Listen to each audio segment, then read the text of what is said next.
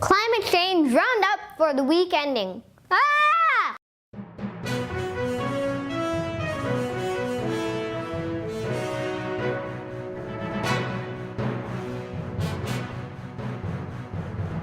Number 10.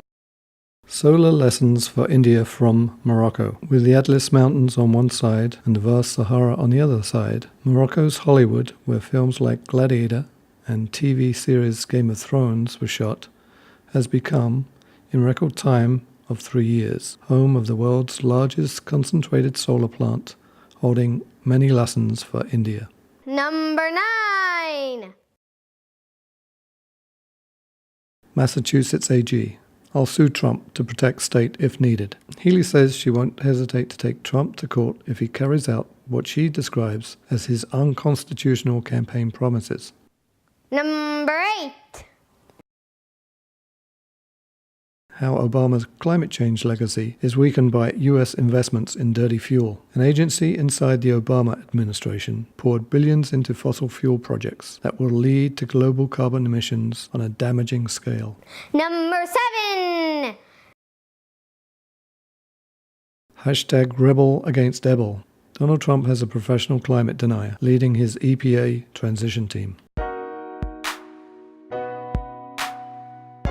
We are here today outside the Environmental Protection Agency to shine a light on Myron Ebell, who's a member of the Trump transition team and is on the short list for the head of the EPA.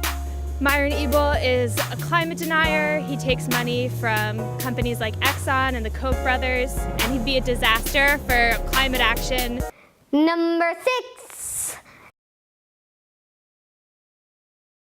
Climate Global Initiative calls for urgent action against invasive alien species. A new global initiative to reduce the impacts of invasive alien species, the Honolulu Challenge, has been launched on Tuesday by 33 organizations and institutions. Number 5. 400 green violation cases go unpunished for lack of mechanism. The Environment Ministry is facing this peculiar situation due to quashing of the Office Memorandum issued in 2012 and 2013 to deal with violators by the National Green Tribunal in July last year. The tribunal had quashed it after noticing certain anomalies. Number 4. EU cement giant net €5 billion in carbon market windfall. Sector is profiting from free pollution permits, says Watchdog, calling on EU lawmakers to reform the flagship climate policy. Number 3. How do Republicans see the promise of green tech? Former California State Senator Tony Strickland discusses the Republicans' approach to California's climate initiatives. Tony Strickland, there are more Americans now who work in the solar industry than extracting fossil fuels. So as a Republican, do you see promise in green tech, or is it just hype? Absolutely. I voted for the renewable energy standard when I was a legislator in Sacramento. I do believe that we are transitioning into a more green technology. I believe that private enterprise has invested a lot of money along with public into newer technologies. But I also think that government and sometimes creates regulations where the technology doesn't exist. I believe there's a responsible way of doing it, and I also believe that we can work public and private together. I do believe in the renewable energy standard. I do believe that we can transition California into more of a renewable energy technology, and that can be the model for the rest of the country. But to say that we're going to just flip it around in such a short time isn't sensible.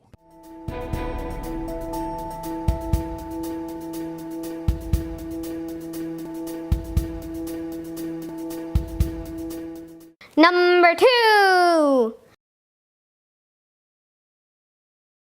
Rating Canada's climate policy. Sustainable Canada Dialogues reports on 2016 progress. Sustainable Canada Dialogues, a network of 60-plus scholars from across Canada, have teamed up to provide a report card on climate actions at the federal level. The feedback offered aims to support advancing the low-carbon transition by applying policies, monitoring progress, and adjusting efforts over time to increase the ambition to mitigate climate change. Success. Adopt either a national carbon tax or a national cap-and-trade program. Adopt ambitious sectoral targets for low-carbon electricity production. Fail. Eliminate all direct and indirect subsidies to the fossil fuel industry. Develop a clear regulatory framework coherent with the transition to a low-carbon economy. Your number one climate change news item is...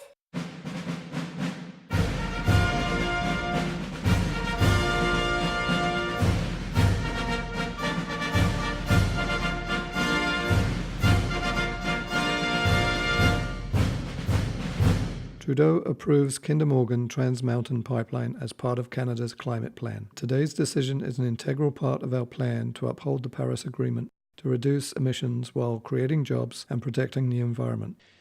Just over a year ago, Canadians elected a new government. The marching orders for us were clear. Build an economy that works for the middle class and protect our environment so we can leave a better, cleaner country to our kids. First, the Government of Canada has approved the Kinder Morgan Trans Mountain Expansion Project. This pipeline will twin an existing line that has been in operation since 1953, which extends from Edmonton, Alberta to Burnaby, British Columbia. The project will effectively triple our capacity to get Canadian energy resources to international markets beyond the United States. Please tune in next time for another of Spencer's Climate Change Roundup.